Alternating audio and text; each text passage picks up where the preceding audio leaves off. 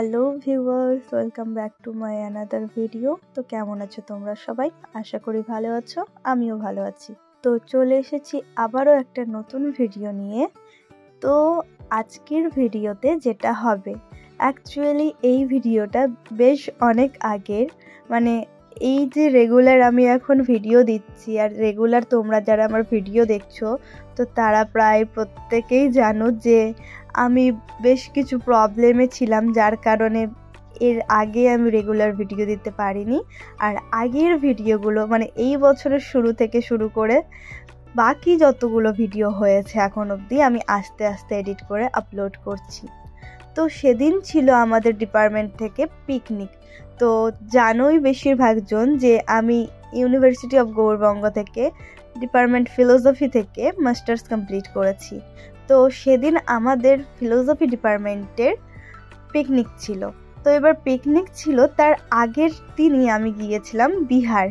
আমাদের যেহেতু বেশিরভাগ জায়গা জমি বিহারে আছে আর রিলেটিভসরাও বিহারে থাকে, তো সেই জায়গা জমির কাজের সূত্রে আমাকে বিহার যেতে হয়েছিল। দেন যাওয়ার পরে আমি সুপ্রিয়র কাছ থেকে ফোন পেয়ে শুনেছিলাম যে তার পরের দিন আমাদের ডিপার্টমেন্ট থেকে পিকনিক অর্গানাইজ করা হয়েছে। তারপরে আর কি রাতে ট্রেন ধরে তড়িঘড়ি করে রিটার্ন আবার বাড়ি আসা। দেন বাড়ি আসার পরেই সেই রাত জেগে আর কি লিফলেট লেখা। লিফলেট বলতে অ্যাকচুয়ালি হচ্ছে আমাকে সুপ্রিয় একটা দায়িত্ব দিয়েছিল যে পিকনিক যে হবে সেটার একটা পোস্টার বানাতে হবে উইথ কালার। তো সেটা আমাকে বানাতে হবে। তো সেটা বানিয়ে এই ভিডিওর একেবারে শুরুতে তোমরা দেখলে যে সে ভোরবেলা আমি স্টেশনে, অ্যাকচুয়ালি হচ্ছে ইব্রাহিম আর অন্তিম ওরা যেহেতু আমাদের স্টেশন পার হয়েই মালদা টাউন যায়, তো আমি আমাদের স্টেশনে ওদেরকে সেই পোস্টারটা দিতে গিয়েছিলাম। তারপর বাড়ি এসে আমি রোজকার রুটিন মাফিক টিউশন পড়িয়ে এসে স্নান ট্রান সেরে রেডি হয়ে গেছিলাম। আর তখন আমার ছাদে ছিল মাত্র এই কটা গাছ। মানে আমার যদি ছাদের গল্প শোনায়, মানে ছাদ বাগানের গল্প, টুকটাক গাছের নেশা কিন্তু আমার সে বরাবরই ছিল। তারপর আমি রেডি হয়ে গিয়েছিলাম। আর ব্যাপার হচ্ছে সেদিন অ্যাক্সিডেন্টলি আমি বাসটা মিস করে ফেলেছিলাম, যেহেতু বাসটা আমাদের নিউ ফারাক্কা হয়েই গিয়েছিল। অ্যাকচুয়ালি পিকনিকটা হচ্ছিল আমাদের সেই ফারাক্কার মধ্যে। তো আমি যেহেতু বাসটা মিস করে ফেলেছিলাম আর আমাকে এক্স্যাক্ট লোকেশন বলে দেওয়া হয়েছিল, তো আমি বাই টোটো লোকেশনে পৌঁছে গিয়েছিলাম। দেন এখানে এসে এই যে বাসের সামনে যে পোস্টারটা তোমরা দেখছো উইথ কালারে, মানে আমি এটা ফেব্রিক কালার দিয়ে আর্ট পেপারের ওপর করে দিয়েছিলাম। দেন এটা না হলে তো পিকনিকে আসা একটু খাপছাড়া মনে হবে যে অ্যাকচুয়ালি এরা আসছে কোত্থেকে, সেটা খুব একটা বোঝা যাবে না, যার কারণে আমি ভোরবেলা সেটা ইব্রাহিমদের দিয়ে পাঠিয়ে দিয়েছিলাম।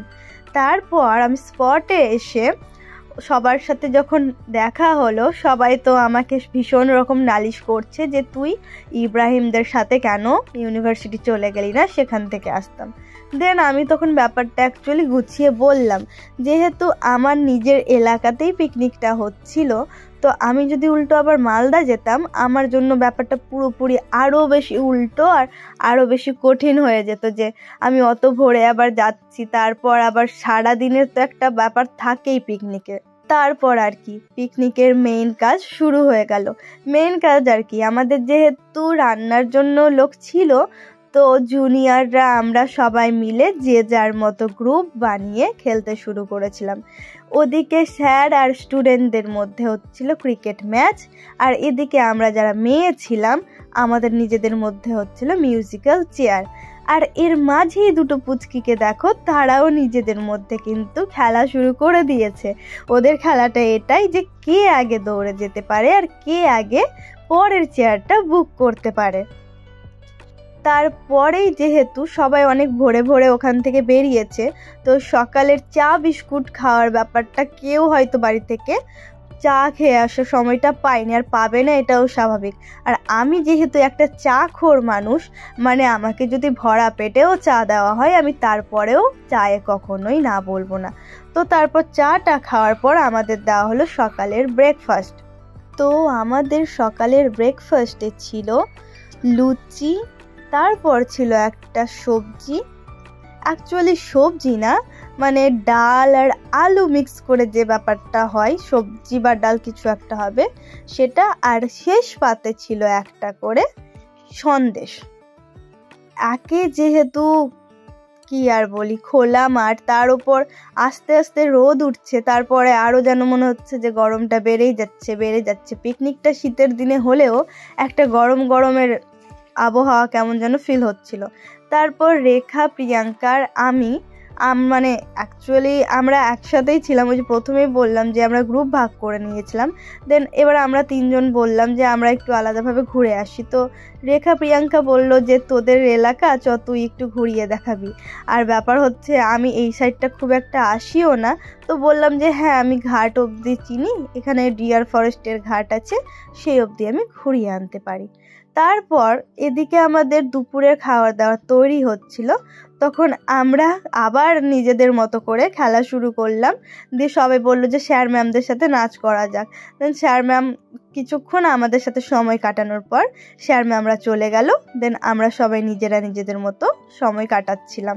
তারপরে ওই যে বললাম দুপুরে লাঞ্চের গল্প, দুপুরের লাঞ্চের টাইমটা অ্যাকচুয়ালি দুপুরে না হয়ে আমাদের হয়ে গিয়েছিল সন্ধ্যা।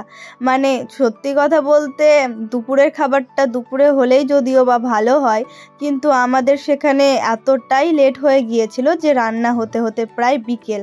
আর এর আগে যেহেতু একটা ব্যাচ খেয়ে নিয়েছে আর আমরা যেহেতু সিনিয়র, তো আমাদের বলা হলো যে জুনিয়রদের আগে খাওয়া দাওয়াটা কমপ্লিট করিয়ে নেওয়ার পর আমরা সিনিয়ররা যেন খাই। তারপর সেই মোতাবেক আমরা করলামও তাই। জুনিয়ররা আগে খেয়ে নিল, তারপর আমরা খেতে বসলাম। দেন আমাদের প্রথম খাবার পাতে দিয়ে দেওয়া হয়েছিল স্যালাড।